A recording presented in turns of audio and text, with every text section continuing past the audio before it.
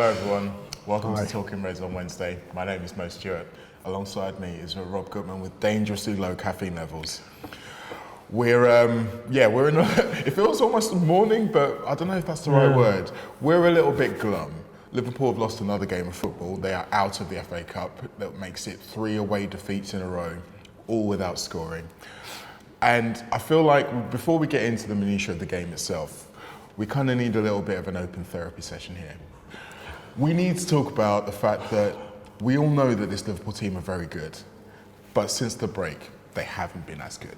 Now, both of those things can be true, and you can talk about how we haven't been good now without necessarily acting like you've forgotten all what they've done so far up to this point. We're still 100% behind these boys, but, Rob, we have been shaky since the break. This is the third year in a row that we've come off a break and been a bit sluggish, a bit shaky. How worried are you? Well, I think as football fans, you're always entitled to say, if you don't get a result you like, that was shit, right? You're entitled to say that. I think so. It's just what plane you're saying it from. You know, when Barcelona were winning European Cups, well, still are a great side.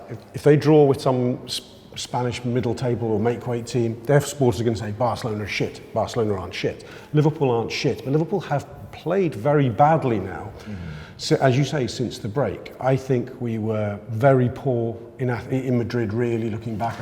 We were disastrously, someone's trying to get in the door behind me, disastrously poor against Watford. I mean, I actually can't recall a worse performance by a side in the club era.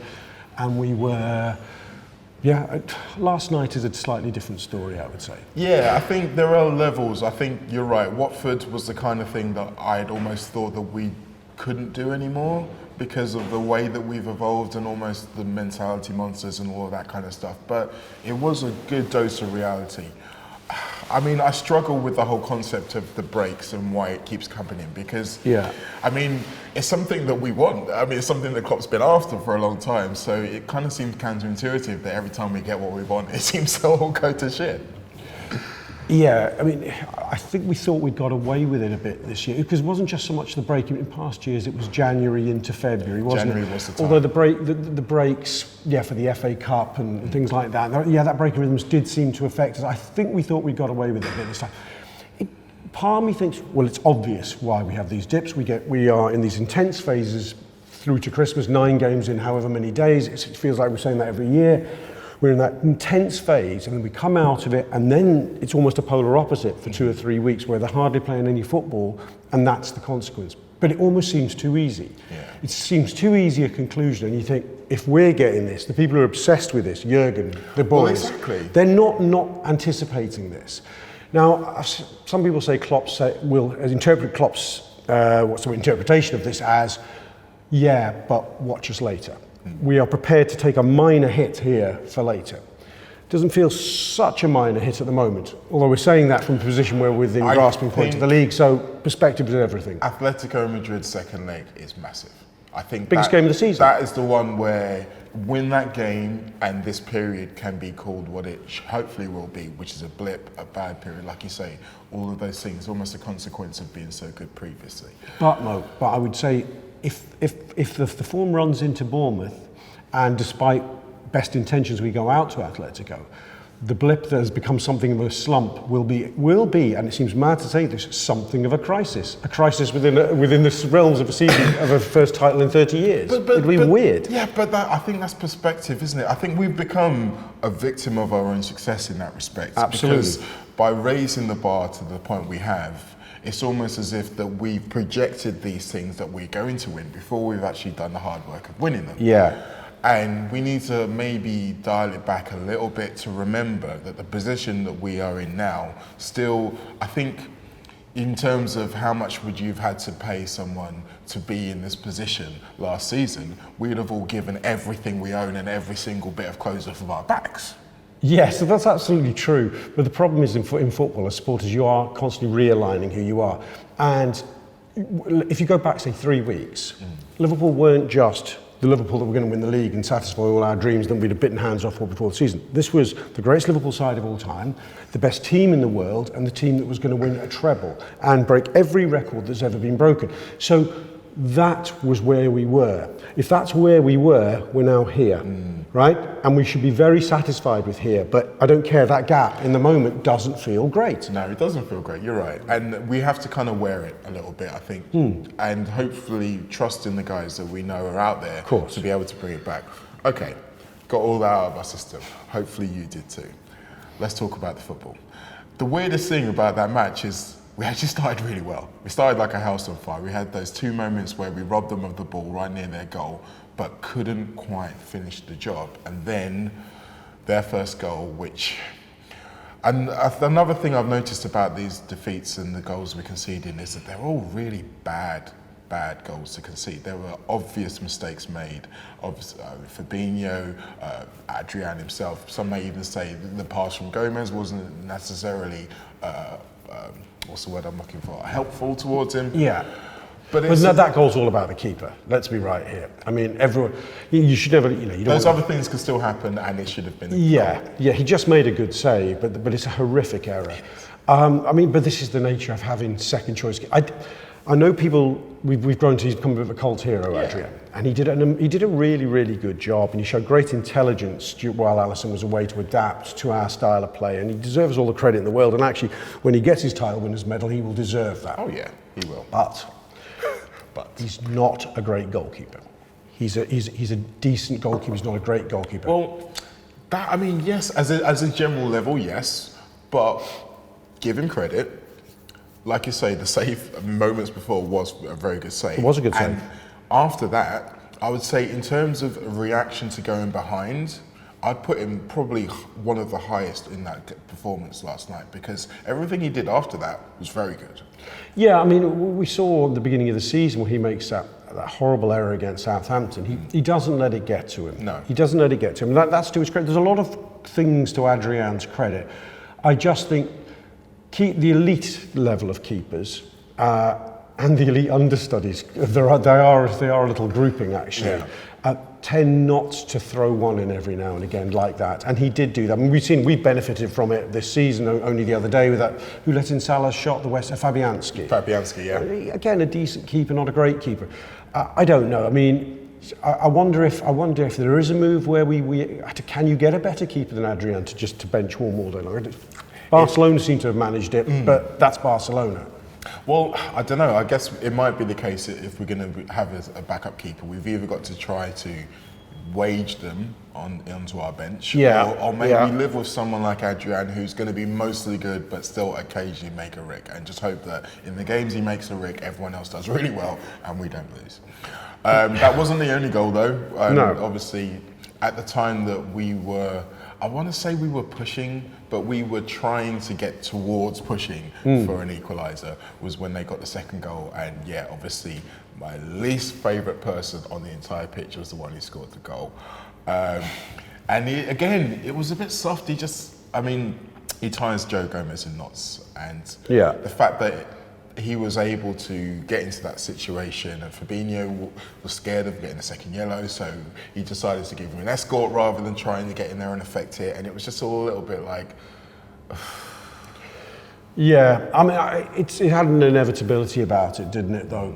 I think the problem is, it seems crazy to say it, we are now a squad a little bit short of confidence. A little bit short. Confidence is hard gained in football and easily eroded, I think. One setback, okay, but the self-doubt sets in straight away.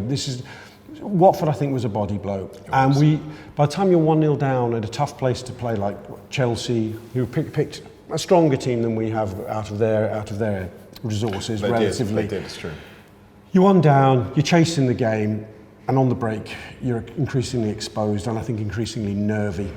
And that's what we saw. The second wasn't really the problem. The fact is we failed to get the equaliser, despite relatively solid efforts. I mean, there are those flurries around the goal. You wonder, had we got that equaliser, if that just would have been the confidence boost we needed, because it feels like we need a goal or two just to get back on an even keel, maybe a cheap goal here or there.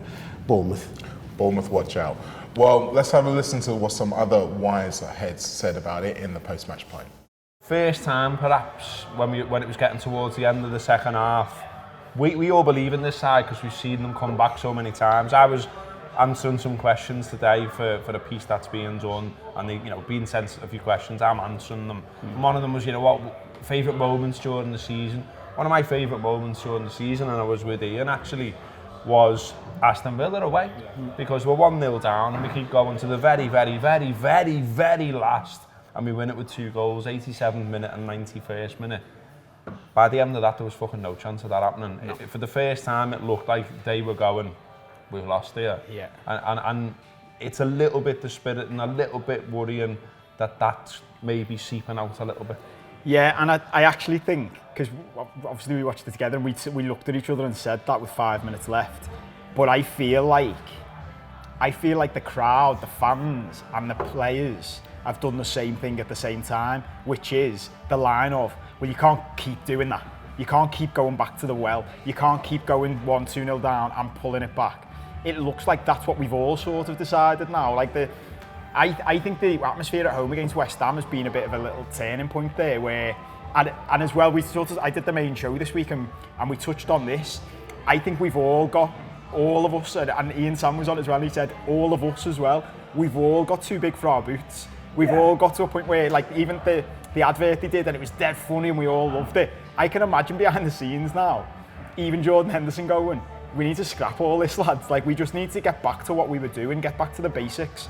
I said to you right at the end then, I'd love to know if there's anyone out there still who questions our fucking captain and the impact he has in the team as a footballer and as a captain. The number of people over the years who've said, and maybe, as much as I loved Henderson, maybe there's a little part of me was like, yeah, would Van Dijk be a better captain? I tell you what, we are missing our captain right now. We are missing that lad on the pitch who just never gives up and never stops running.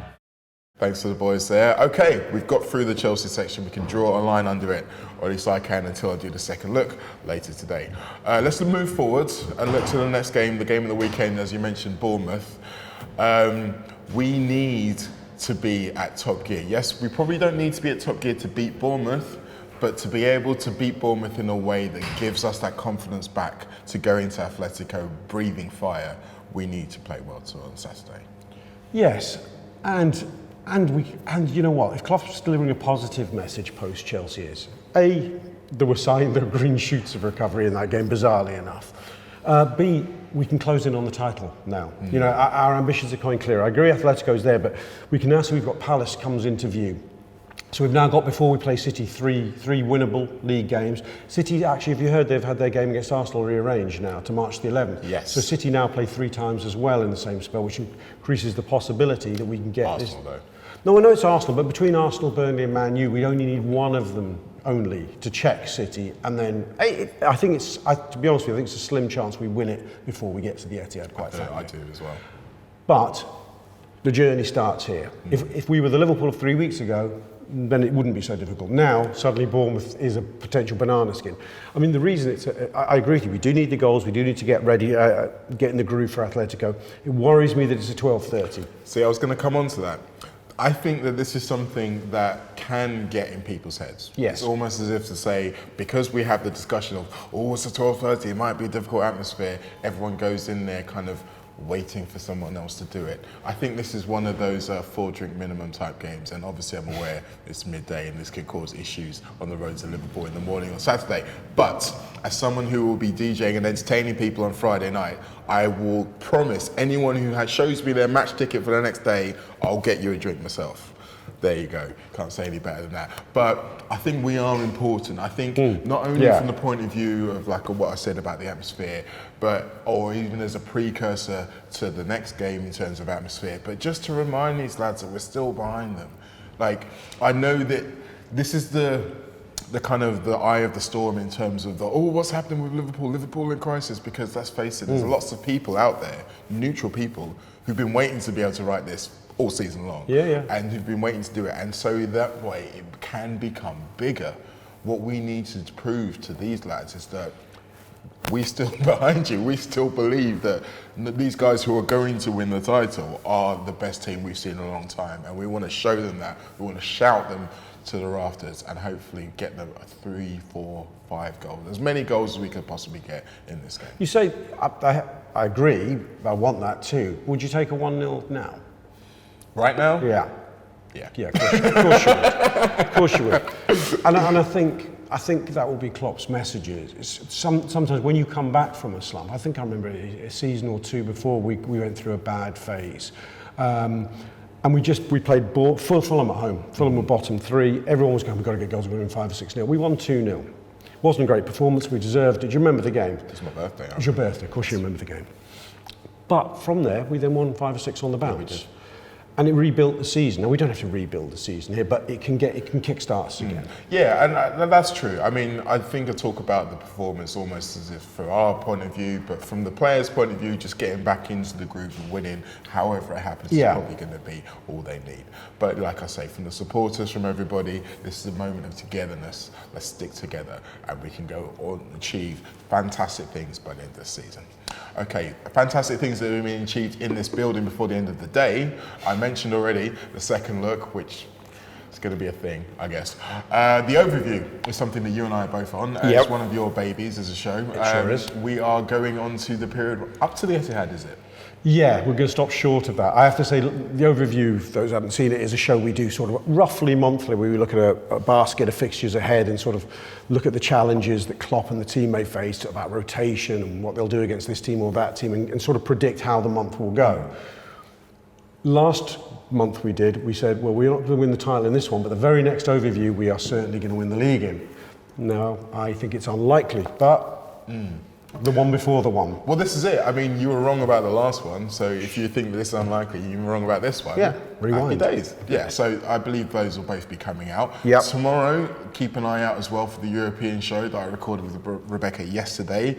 And I don't know how many of you know about what's happening in European football, but it's going off. We had a Classico, we've got a virus, we've got Bayern Munich fans tearing down billionaires, all of that to come, and we discuss it all. So watch out for that one tomorrow.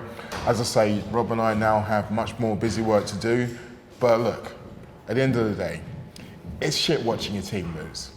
But this team are very good, so we're not going to have to do it many more times.